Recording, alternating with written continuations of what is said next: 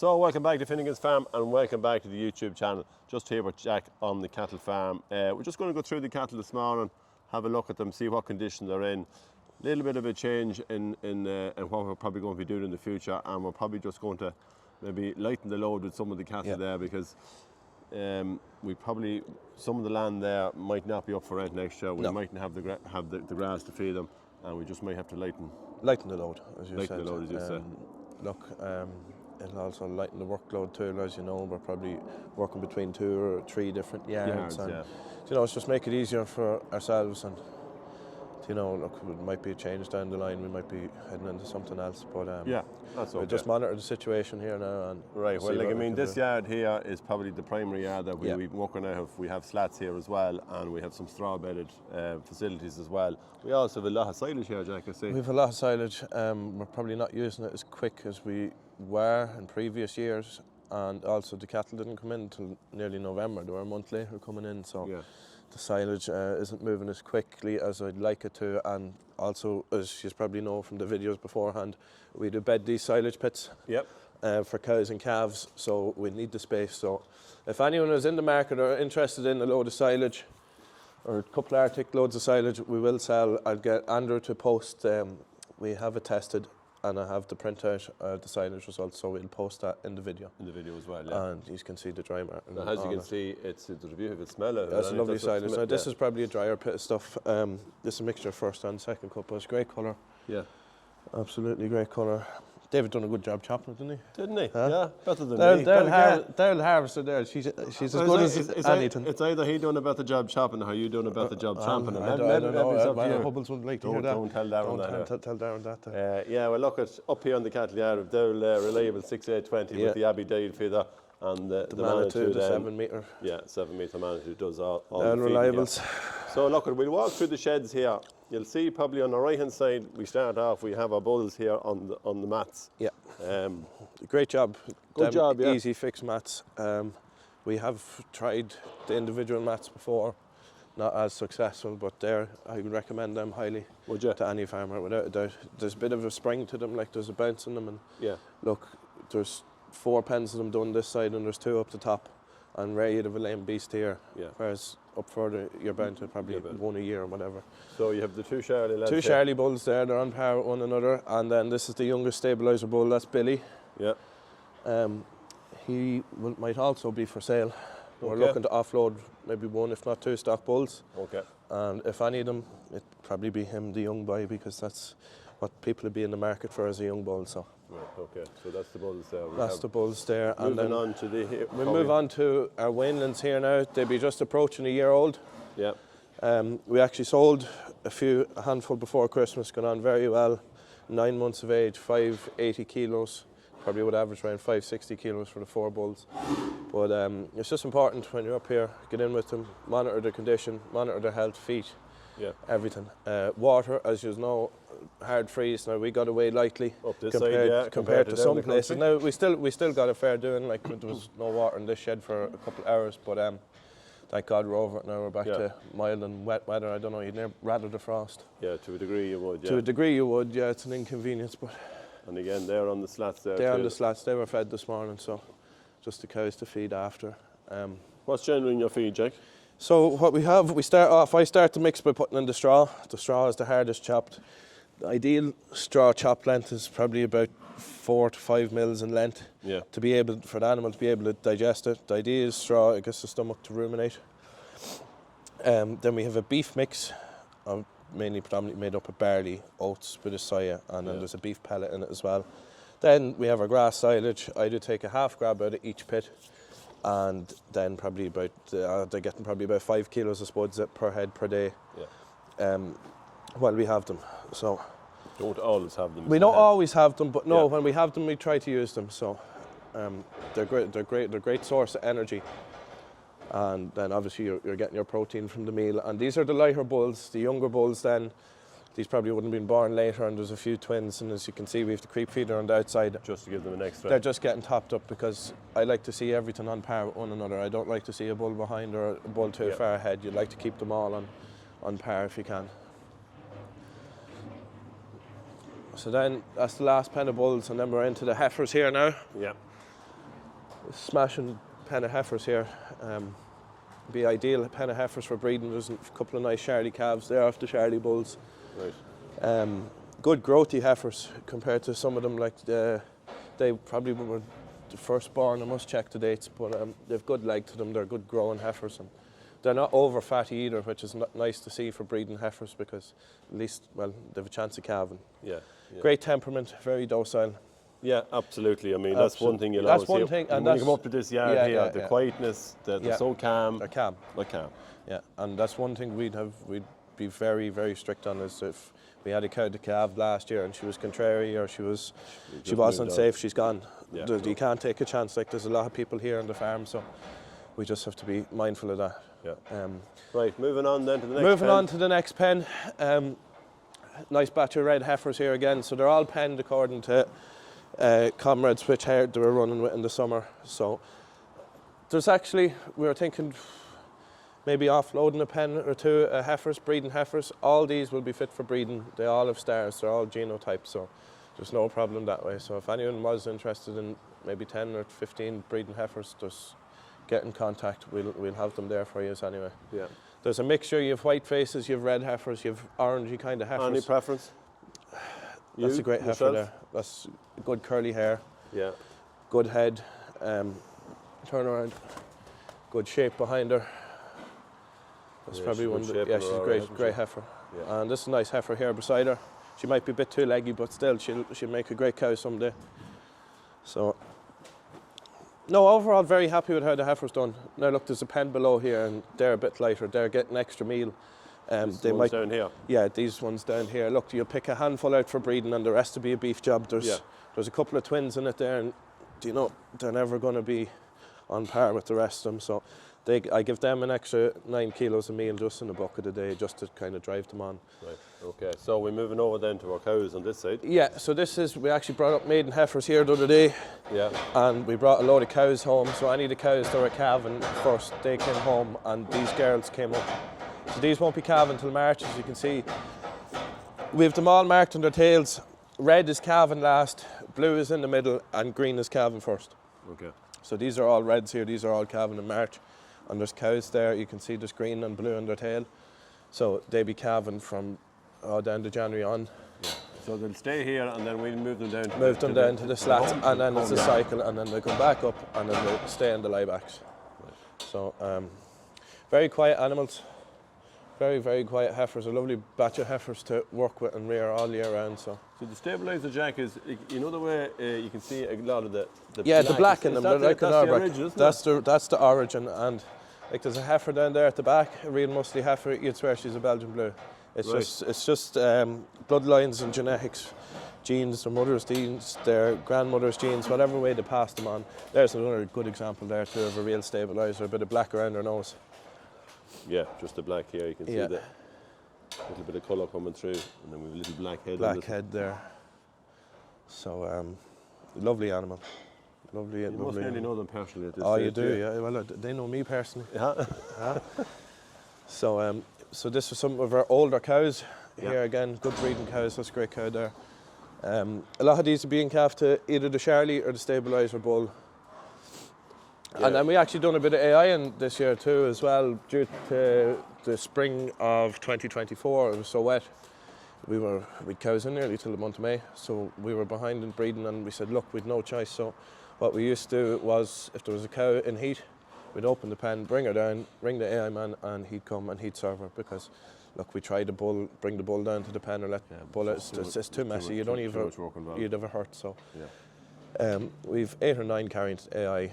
They're actually due first, so it'll be interesting to see how they perform. Yeah. So as we said, we'll sell what we can out of it. Yeah. Even if there's calves at foot. Calves at foot, yeah. That's well. That's a good way to sell them. Yeah. That's a good way to sell them, because at least then you see the buyer knows what he's buying. He sees the cow and the calf going around the ring. You can see. Yeah. Like, whereas this way, if you're selling them in calf, he doesn't know what he's buying. So. Move on down. These are all batches, more or less. These are all batched. We'll say you clip the tails, Jack. Yeah, so prior to calving, we clip the tails. Just prevents any dirt splashing on their elders for when a calf is sucking. At least they're clean. They're sucking clean. Yeah. And while we had them out, clipped them, we gave them Rotovac Corona, It puts good antibodies in the colostrum, pass it down to the milk, and it prevents scour in the calf. And that's the most important, isn't it? That's the most important. That has to be done. Especially spring calving system. I'm autumn calving. I'm mixed at home, but the autumn calvers wouldn't get it because you wouldn't be prone to it as much in the autumn time. But spring calving herd, it's essential. Yeah. So they also got a cozy cure bolus, mineral bolus as well. That's crucial as well before calving, because if you do it in the summer, it's only the cow getting it, whereas if you do it in the back end of the year, the cow and the calf is getting the minerals. So. You also have licks? Yeah, also on the outside, they have the Crystal X licks, mineral licks, pre-calver. Great job. Probably a brand I'd recommend. They probably go through them that bit quicker. I don't know if they like them, it's because they like them or what, but they're milling through them anyway. So you have them, we just go around the yeah, we go around and see them. We just have them there that they can ad lib as. Yeah, and then the Weanlings, then they have a super beef lick on the outside as well. So. And in here you have your feed then, and the. Yeah, we have Magalies do blow in 5 or 6 ton probably every 3 weeks, 3 to 4 weeks. And then inside we have straw and hay. We used to have the meal inside, but it was messy, so we got the bin, and the bin can come with us. So that's them there, the Crystal X pre-calvers. I have the round bucket's probably a better job. I have the round bucket the far side, at least you can put them in the tyre. Yeah. They don't look at the cow down why there. have they gone to square? Is that obviously it's for them to sit into some? It's probably for them to sit in, or easier stacked on a pallet, or maybe so. I don't know, you just have to come up every day because sometimes they nudge them out. In fairness, they're not too bad. It's when they get them down a bit further when they don't weigh as much. Right. That's when they puck them out. So. Grass situation then, looking across the farm there, you've seen plenty of grass. It's as green as ever. I've never seen a winter or back end to have grass as green. Even the stubble, the weeds are still growing. No, you mightn't just see it, but out in the far field there, you can those beans there to your left, so they're actually not that long cut. I don't think, isn't it? Start in November we cut them, but out in the far field there, good farm for growing grass actually. Heavy farm to a degree, but it's a great grass farm. It's a great grass farm. Great grass farm. Yeah, heavy land, but it's a dream farm. Paddock systems. There's no paddock in it bigger than maybe 3 acres. It's so easy managed, and I run the same herd of cows here every year. They actually know the farm.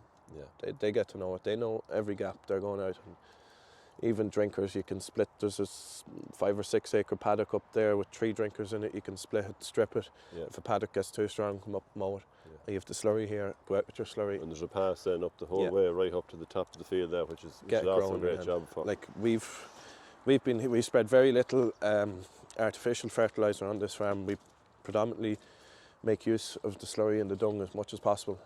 Okay. And do you use the bucket much here? I use the IEP bucket, the auger bucket there. We do chop the spuds with that, and it's also handy for filling the creep feeder.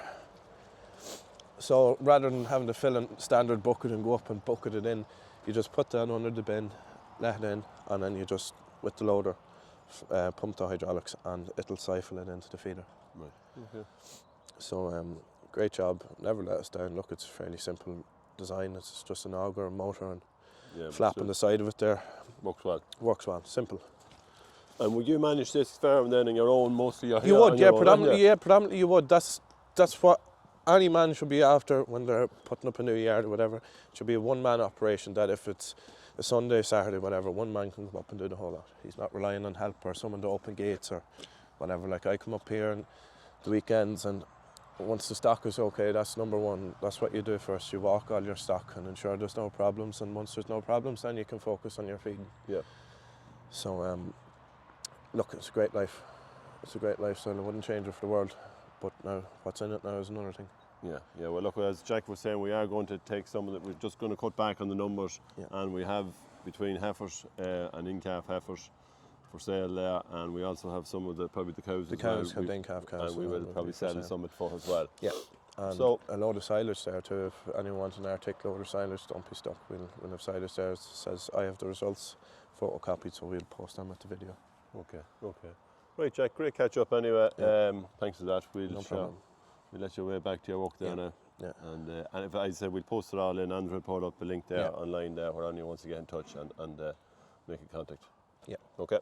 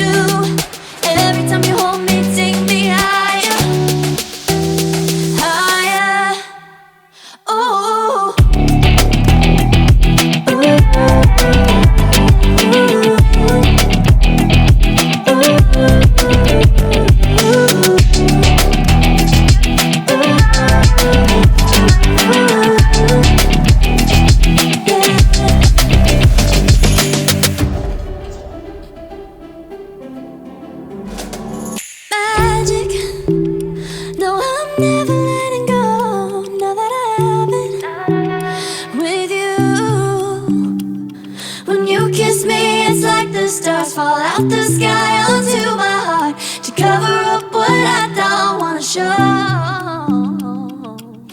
I let you in deeper than I let anyone else before. Fell in love with my broken pieces, took them all and made them yours. Didn't know what my heartbeat needed, skipping out, no I can't keep score. When I lose my breath, boy, you got me breathing. Oh, every little thing you do, every time you hold me, take me higher, higher. Every little thing you do. Ready to go? Yeah. So I just want to give a bit of a shout out there to, we got an email in here from Lauren McCabe, which is a teacher at St Clare's College in Ballyjamesduff, and it's in relation to the certified Angus, Irish Angus School Competition final sponsorship. Now, there's 4 young students. We have Blathnaid, Tara, Ellen and Nicole, and they are from St Clare's College in Ballyjamesduff, and they're the finalists in the certified Angus schools competition. Now, we supported this schools competition last year, in which the guys, the 4 young guys from Dunshaughlin, actually went on to win the competition. So again, we're just going to give a little bit of a support to the girls, wish them the best of luck. So I'm going to read it out now. So they're one of the 5 finalists who were selected to go through to for various stages of the competition, originally from over 180 groups who went to the competition, and their topic is on rearing healthy livestock, but in particular looking at the challenge farmers and the future of human medicine may face due to antimicrobial resistance. So they have been fortunate to have linked in with Tommy Heffernan, who's Tommy the Vet, and Precision Microbes. And so they have reared 5 calves, and they have had an educational trip to Brussels to see the European Parliament and Commission, and they have also enjoyed lunch in Michael O'Leary's house with the man himself. So yeah, look, it's great competition this, and the best of luck to the girls. I know we have supported them as well, so best of luck girls. Hope you do well in the final. And that's from everyone here at Finnegan's Farm.